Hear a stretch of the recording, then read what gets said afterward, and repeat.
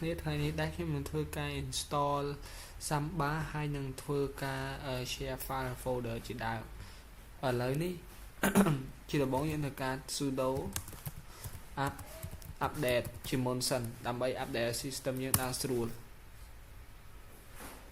ណាពេលយើងធ្វើការ update ហើយយើងធ្វើការ install Samba sudo up install Samba ចឹងមកតែដោយសារតែខ្ញុំមាន Samba ហើយខ្ញុំអត់ត្រូវការ install ទៀតទេដូច្នេះខ្ញុំត្រូវការ check ទៅ Samba របស់ខ្ញុំនៅទីណា is Samba អូខេនេះវានឹង load មកឲ្យ Samba ទីតាំង Samba របស់ខ្ញុំនៅទីណាដូច្នេះហើយឥឡូវនេះខ្ញុំត្រូវការ create folder មួយអូខេនេះខ្ញុំឲ្យវានៅ home directory ហើយនៅក្នុង user su site 3 site 4យើងហ្នឹងហើយឈ្មោះដែលយើងចង់ដាក់ folder យើងនៅខ្ញុំដាក់ Samba share 3ចុះអូខេ slash បិទមកវិញនេះខ្ញុំធ្វើការ create រួចហើយដោយសារតែខ្ញុំចង់ឲ្យវា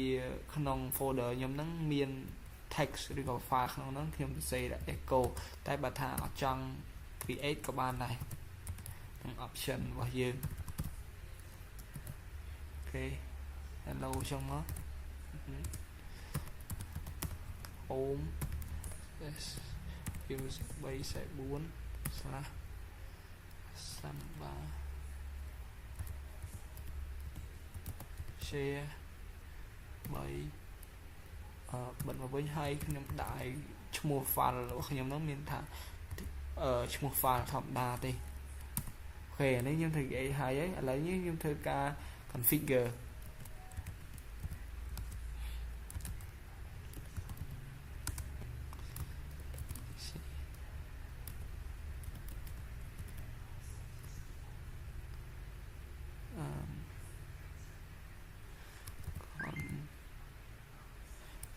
chia sẻ smb chốt conf នេះហើយបន្ទាប់មកបន្ទាប់ពីចេញចុះហើយយើងត្រូវការ scroll down ទៅ down ទៅនេះបន្ទាប់មកពី scroll មក down ដល់ចុងក្រោយបង្អស់ហើយយើងត្រូវអានសេ command line នេះបាទនេះ command line ពួកហ្នឹងចូលនៅឈ្មោះ folder យើងអីហើយយើងត្រូវការ control o enter ចេញមកវិញមកបាទហើយយើង clear ចេញទៅបន្ទាប់មកយើងធ្វើការ restart service Samba របស់យើង smbd start ចឹងមកអូខេពេលដែលយើង restart ហើយគឺយើងត្រូវការ allow ឲ្យ firewall យើងនេះ allow Samba ចឹងមកនេះដល់ពេលចេញចឹងហើយគឺយើងធ្វើការចូលទៅក្នុង user របស់ Samba របស់យើង smb pass wd .a ហើយឈ្មោះ su site 3 site 4មកបាទនឹងហើយ password យើងដាក់អីដាក់ទៅសម្រាប់ខ្ញុំដាក់ easy ទៅអូខេនេះគឺរួចរាល់ហើយតបមកយើងត្រូវការឆែកមើល IP របស់យើង IP យើងនេះមែនអូខេនេះ 192.168.8.87 តបមកយើងធ្វើការទៅក្នុងnetwork sorry នេះចូលទៅក្នុង network អូខេយើងចូលទៅក្នុង network របស់យើងហើយយើងដាក់មកIP របស់យើងហ្នឹង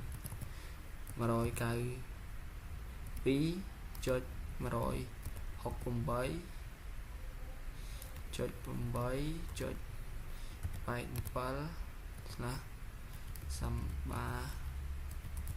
share 3អូខេចឹងនេះវានឹង load មកហើយ